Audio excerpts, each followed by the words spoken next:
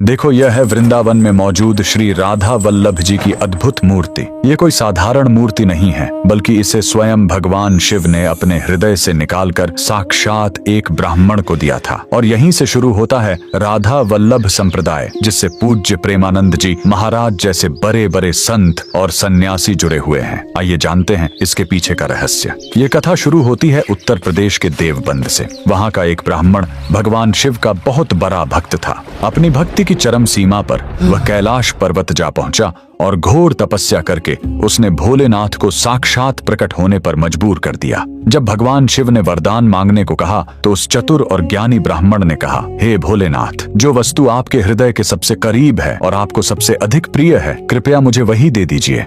तब महादेव ने मुस्कुराते हुए अपने हृदय के भीतर से श्री कृष्ण की एक अत्यंत मोहक मूर्ति निकाली और उस ब्राह्मण को सौंप दी। भगवान शिव ने बताया कि यह देखने में भले ही कृष्ण है, लेकिन यह कोई साधारण मूर्ति नहीं है। इसके रोम रोम में और कण कण में साक्षात राधा रानी बसी हुई है।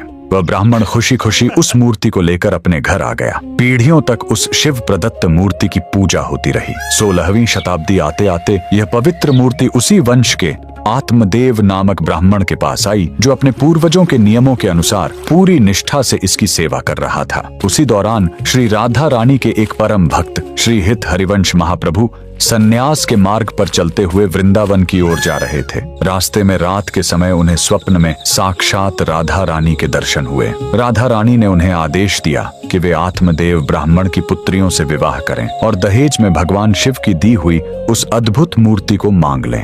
अपनी आराध्या का आदेश मानकर उन्होंने ठीक वैसा ही किया। विवाह के बाद दहेज में मिली उस चमत्कारी मूर्ति को लेकर वे वृंदावन आए और यमुना नदी के किनारे उसे स्थापित कर दिया। यहीं पर इस संप्रदाय का सबसे बड़ा रहस्य सामने आता है। जब आप इस मंदिर में जाएंगे तो देखेंगे कि भगवान श्री कृष्ण के साथ राधा रानी की कोई मूर्ति नहीं है। ऐसा इसीलिए क्योंकि जब श्री हित हरिवंश महाप्रभु ने इस संप्रदाय को शुरू किया तो उन्होंने राधा रानी को ही सर्वोच्च परब्रह्म माना। उनका मानना था कि राधा रानी का रूप इतना अलौकिक है कि उसे किसी पत्थर या धातु की मूर्ति में बांधा ही नहीं जा सकता। इसीलिए भगवान श्री कृष्ण के ठीक बगल में राधा रानी की मूर्ति की जगह एक मखमली गद्दी स्थापित की गई और उस पर राधा रानी का स्वर्ण मुकुट रखा गया। और मान्यता है कि इस मूर्ति में भगवान श्री कृष्ण आज भी अपनी तिरछी नजरों से अपने बगल में बैठी उसी अदृश्य राधा रानी को निहारते रहते हैं। आज भी यह पवित्र मंदिर वृंदावन में मौजूद है, जहां इस दिव्य मूर्ति का दर्शन पाना बहुत ही दुर्लभ और बड़ा सौभाग्य माना जाता है। अगर आप भी राधा रानी के भक्त हैं तो कमेंट्स में जय श्री राधा रानी जरूर लिखें।